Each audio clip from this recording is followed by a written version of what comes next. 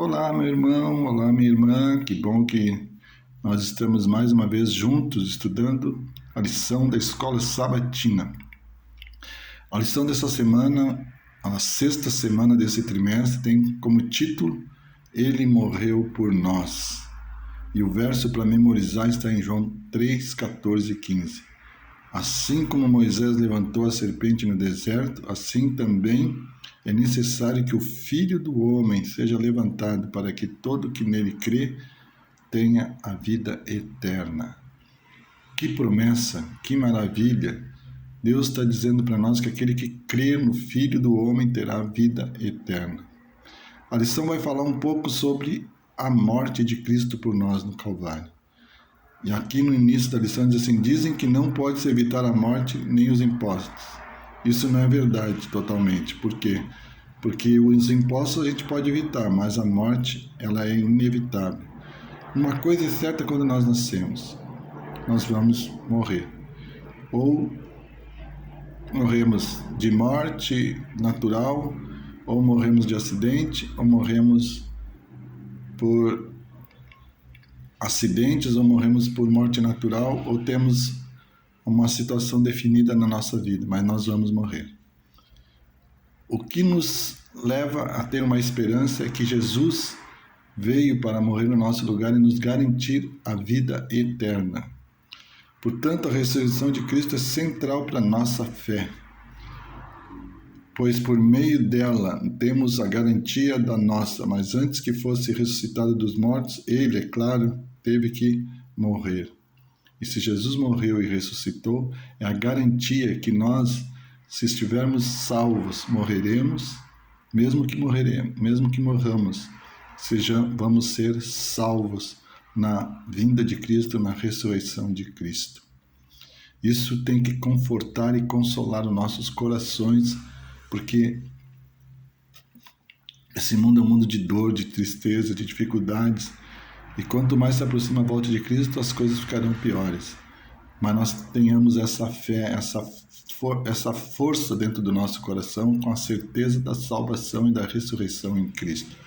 Não deixe de estudar a sua lição essa semana. Tire tempo para aprender um pouco mais sobre Cristo, a sua morte, a sua intercessão por nós, pecadores. Fique com Deus e tenhamos todos uma boa semana e uma ótima lição.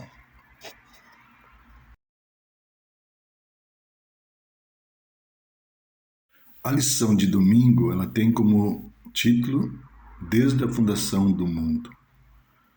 E aqui nós temos 3 textos bíblicos para nós estudarmos, que é Apocalipse 13:8, Atos 8:23 e 1 Pedro 1:19-20. A pergunta é: como Cristo poderia ter sido considerado morto desde a fundação do mundo? Na realidade, o plano da salvação, ele já tinha sido feito antes da criação do ser humano, porque Deus é eterno e Ele fez todas as coisas da forma como Ele sabe o tempo de tudo. Ele é onisciente. Ele, antes que o homem pecasse e que tomasse a decisão errada, certamente Deus, junto com Cristo, junto com o Espírito Santo, se reuniram e planejaram a salvação do homem. Jesus se ofereceu para morrer no lugar do homem. O que esse texto diz é que o plano da salvação foi estabelecido antes da criação do mundo e que a morte de Jesus, o Cordeiro de Deus, na cruz seria central para ele. No livro Desejar a Todas as Nações, página 11, tem um pensamento muito importante. O plano da nossa redenção não foi um pensamento posterior, formulado depois da queda de Adão. Foi um desdobramento dos princípios que desde os séculos da eternidade tem sido o fundamento do trono de Deus. Ou seja, desde o lado da eternidade, porque Deus é eterno, havia um plano para resgatar o ser humano. Nós não podemos pensar de outra maneira, não podemos achar que Deus ficou sem ação após ver Adão e Eva pecarem. Eles não tinham outro plano, não. O plano da salvação não foi estabelecido ali naquele momento. Ele já tinha sido estabelecido, por isso a expressão o morto desde a fundação do mundo. Porque já Jesus se apresenta, logo em seguida, Deus mata um cordeirinho faz roupas para vestir Adão e Eva, ou seja, representando a justiça de Cristo que cobriu a justiça falha do ser humano. E Deus, em vez de morrer Adão e Eva, Deus oferece um cordeiro como sacrifício, apontando para o sacrifício maior, perfeito, que é Jesus Cristo. Que nós possamos entender essa lição tão importante da nossa salvação, que Jesus, desde a fundação do mundo, se entregou completamente para nos salvar. Que nós possamos pregar e viver essa verdade em nossa vida. Amém. Próximo estudo, um prefácio à cruz, ou seja, algo que antecede o evento da cruz. Lembrando que Jesus tinha uma missão, e essa missão estava muito bem definida. Não definida apenas em planos estratégicos celestiais, mas definida também dentro da jornada de Jesus aqui nessa terra. Veja só o que Jesus comenta com seus discípulos. Isso está lá em Mateus capítulo 16, verso 21. Preste atenção. E desde esse tempo começou Jesus Cristo a mostrar a seus discípulos que lhes era necessário seguir para Jerusalém e sofrer muitas coisas dos anciãos, dos principais sacerdotes e dos escribas, ser morto e ressuscitado no terceiro dia. Veja bem a abordagem de Jesus. Ele menciona para onde eles irão e o que irá acontecer. O que iria acontecer? A morte de Jesus, o sacrifício de Jesus, em função de cada um de nós, em decorrência do pecado. Mas ele fala o quê? Não apenas na palavra morte, ele fala na morte e ressurreição. Eu gostaria de dar um destaque todo especial para a ressurreição. Por quê? Porque ela é a vitória sobre a morte. Ela é a premiação para aqueles que acreditaram em Jesus, para aqueles que seguiram Jesus. E quando eu falo de ressurreição, eu falo de ressurreição para a eternidade. Então, Jesus tinha muito nítido em sua mente o que deveria fazer, qual era a sua jornada. Este é o prefácio à cruz. Está consumado. Esse é o tema que vamos abordar agora. Quando algo está consumado, quer dizer está finalizado, no sentido de missão cumprida. É assim que devemos interpretar a frase de Jesus quando ele diz está consumado. Era necessário anunciar, era necessário deixar registrado que o plano da redenção, através do sacrifício de Jesus, estava chegando ao seu evento final. Veja comigo aquilo que está lá em João, capítulo 19, verso 30. Quando, pois, Jesus tomou o vinagre e disse, está consumado, inclinando a cabeça, rendeu o espírito, ou seja, morreu, expirou. Qual é o gosto do vinagre? É um gosto azedo, às vezes um gosto amargo, forte, desconfortável. Jesus merecia que em sua boca fosse colocado o vinagre. Lembrando que o grau de acidez do vinagre ele é bem elevado. Se você colocar vinagre demais em uma salada, com certeza ela não vai ficar agradável para o consumo. Esse gosto desagradável do vinagre, ele representa justamente toda a jornada de Jesus, que foi amarga, azeda, desagradável no sentido de episódios, mas doce e agradável no sentido de resultado. Por quê? Porque quando Jesus diz está consumado, ele cumpriu com perfeição tudo aquilo que estava traçado no plano de salvação para a humanidade. Portanto, missão cumprida. Que maravilha, não é mesmo?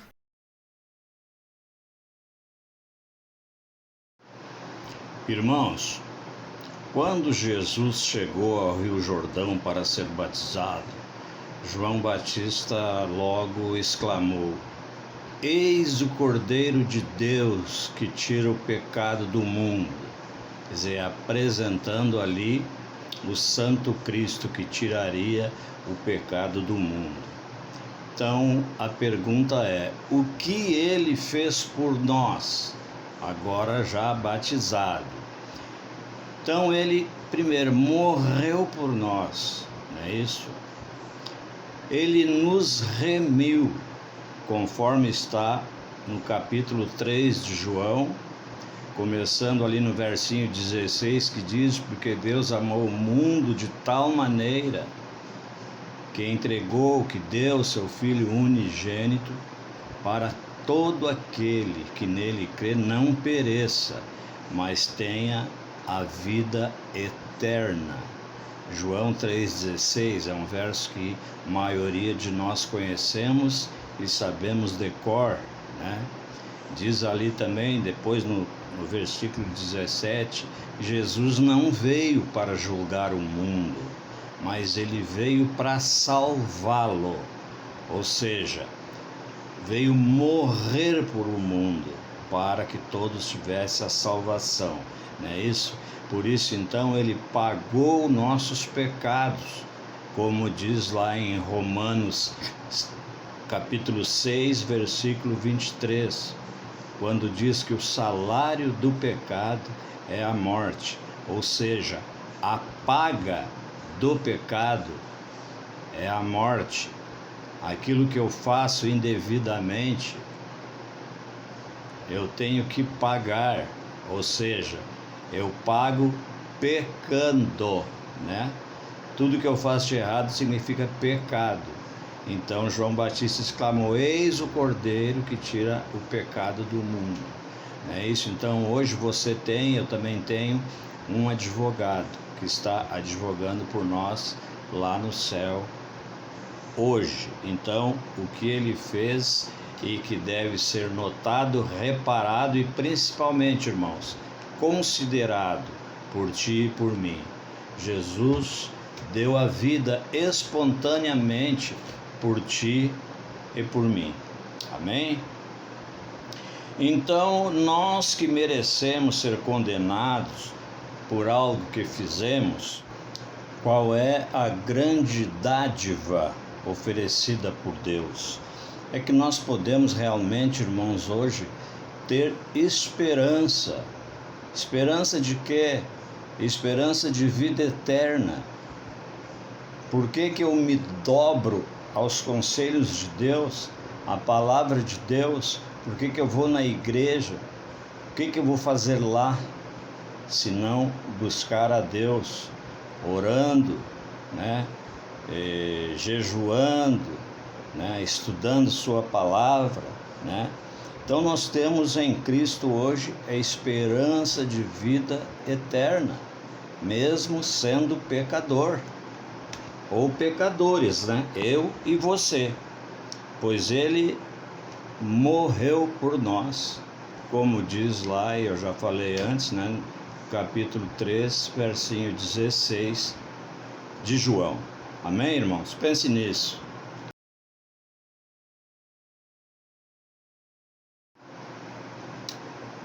O que o apóstolo Paulo falou em relação ao significado da cruz, visto que vivemos num mundo que boa parte dele, sendo pessoas ímpias ou mundanas que não creem em Deus, só pensam no materialismo, ignorando inclusive a existência de Deus, pensando apenas naquilo que é palpável, naquilo que é material. Então, o que Paulo disse sobre a cruz? Ora, meu irmão, Paulo, quando escreveu a sua primeira carta aos Coríntios, lá no capítulo 1, nos versinhos 18 a 24, ele considerou que a cruz é loucura para os que se perdem, entende? Então, por que a gente se perde? Por que Paulo disse que a cruz é loucura para aqueles que se perdem? Aliás, eles se perdem só porque pensam que a cruz é uma loucura. Loucura de quem? Daqueles que creem no significado da cruz, né? Porque a cruz é o centro da história de salvação. E eu teria aqui outros exemplos mais do significado da cruz. Eu vou lhe dar alguns para você pensar. Há vários aspectos importantes, como eu já disse, né? Então, número 1, a cruz é a revelação suprema de Deus contra o pecado. Então, revelação suprema da justiça de Deus sobre o pecado. É a revelação suprema do amor de Deus pelos pecadores. Então, Deus abomina o pecado. Ele ama os pecadores e não o pecado. A cruz é a grande fonte de poder para quebrar as cadeias do pecado. Então, é a grande fonte de poder, é essa cruz. Sofrimento pelo qual Jesus passou para que você tivesse vida e vida eterna. Basta que você creia. Finalizando o nosso estudo, a lição deixa muito claro de que o céu está preocupado com a nossa salvação, de que o céu está mobilizado nos eventos que acontecem aqui na Terra. Ora, se aquilo que há de mais nobre está interessado em nós, preocupado com nós, para que venhamos a herdar a vida eterna, por que muitas vezes nós menosprezamos essa dádiva divina? Por que muitas vezes nós não damos o devido valor? Por que muitas vezes nós rebaixamos o real entendimento do que significa salvação, do que significa vida eterna, do que significa o sacrifício de Jesus Cristo na cruz? É claro que talvez nós não tenhamos a percepção perfeita e global, mas a essência do entendimento nós temos que ter. Aquele que não tinha mal algum, aquele que não cometeu erro algum, veio até esse planeta para cobrir os erros, os equívocos cometidos pela humanidade. E isso teve um preço elevado. Qual o preço? A própria vida de Cristo, o próprio sangue derramado na cruz. Portanto, devemos valorizar e muito essa oferta de vida eterna, essa oferta de ressurreição, essa oferta de vivermos eternamente com o nosso Criador em um ambiente perfeito. Pense com muito carinho nisso. E nos encontramos na próxima semana em mais um estudo. Obrigado, Pai, pela graça que é de graça. Sabemos que custou um alto preço, o preço do sangue de Jesus na cruz do Calvário.